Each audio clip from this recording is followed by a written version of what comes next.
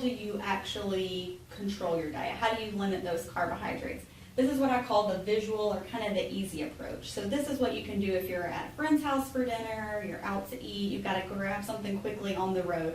What should my plate look like? So if you think about, this is your plate here. Hopefully your plate is not this large. You would take your plate and you would divide it in half. And then from there you would take one of the halves and you would split it yet again. And so the largest side of your plate should actually consist of a vegetable. So remembering that corn's not a vegetable, that one doesn't count. Potatoes aren't vegetables, those are the starches. That would be green leafy things, lettuce, broccoli, asparagus, even cauliflower, Brussels sprouts, those types of vegetables. And so those are going to occupy the biggest portion of your plate. When you think about the other side of your plate, you would have your meat, and a fourth of that. And that can be, any kind of actual meat, any type of meat substitute, even your egg, if, let's say we're thinking about breakfast, would count in that section of the plate. And then your last section is going to be your carbohydrate or your carb. And so that's when you think about those starchy things, those sweet items. So let's say, for instance, you really want a dessert with your meal. You don't need to have anything else in this section for the carbohydrate because that dessert would actually count as your carbohydrate serving. It's important to try usually and just have one carbohydrate per meal. So one I think about often is like pasta dishes. So, you go out to an Italian restaurant and you get a huge plate of pasta. So as you can see, that kind of overwhelms the carbohydrate portion of your meal. And then probably on the side, you've got breadsticks or some type of bread serving. And so you've really just kind of blown the carbohydrate content that your plate should have. And so when you do that, what happens is your body cannot keep up with that insulin production, and then that leaves extra sugar just in your bloodstream.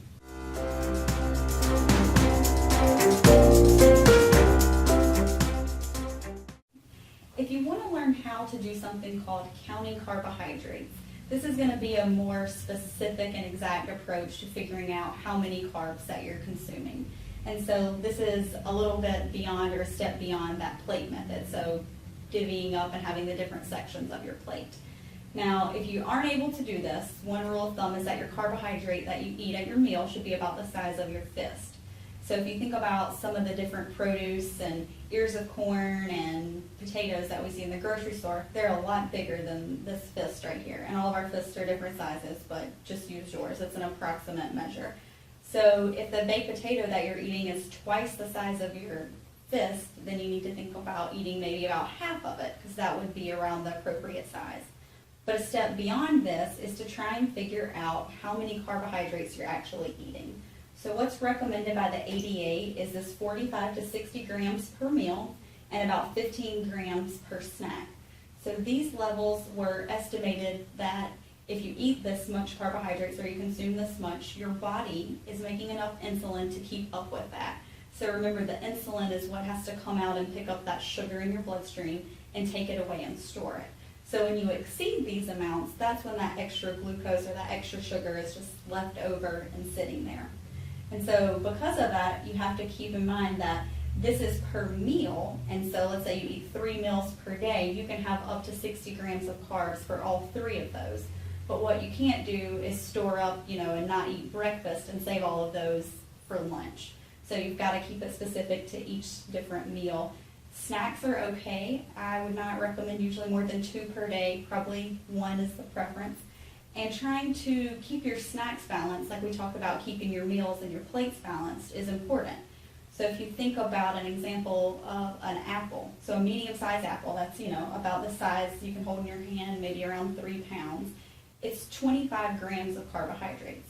So if you want to have an apple for a snack, you're actually going to go over this 15 grams of carbs by a good bit. So something you could do is eat half of the apple. So slice it in half, you get half of the amount of carbohydrates, and then maybe pair it with something that doesn't have any carbohydrates, like a slice of cheese. So now you've got a source of fat and maybe a little bit of protein paired with your carbohydrate, that's your apple. And so estimating these carbohydrates, there's a variety of different applications for smartphones or for the internet. There are a lot of different resources and cookbooks and different tools for patients that have diabetes, or if you're just looking to prevent diabetes or lose weight. And so those are all good sources to try and figure out in your meals or your snacks how many carbohydrates you're actually consuming and trying to set a goal to stay within these limits so that you can prevent further decline in your insulin production, which could lead to increase in your blood sugar.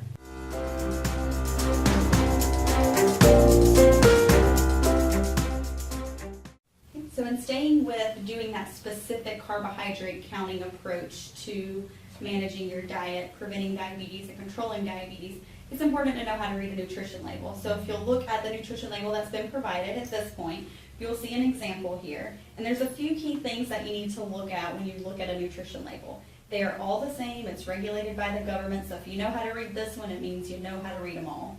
There's a lot of information on here, and so we're just going to focus on the parts that are really key for diabetes and blood sugar lowering. Your physician may have told you to look out for other things such as fat content and calories. If that's the case, then your reading a nutrition label may be a little more complex because you may have other things to look at. But in this example, just thinking about diabetes or preventing diabetes, you want to first look at the serving size. And so that's going to tell you how much you can eat. So in this example that we have, it's 1 cup or 4 ounces.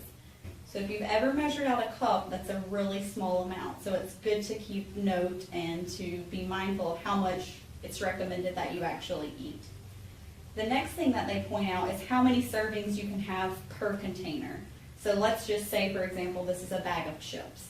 That means that if you ate the entire bag, you'd have to multiply every number past this by 3 because there's 3 servings in that entire package.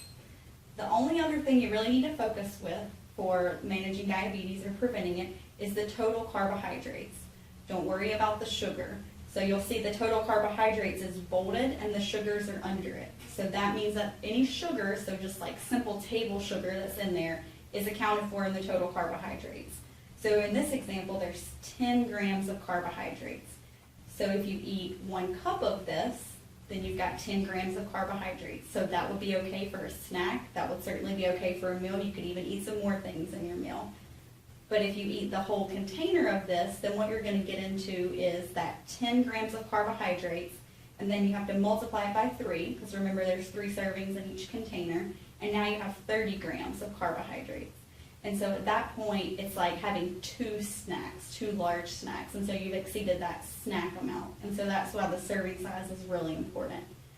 Another thing to focus on, or to hopefully not get distracted with, is what food packages say on the front. So like a cereal or a candy, it may say no sugar added, very low sugar, not artificially sweetened, all of these things.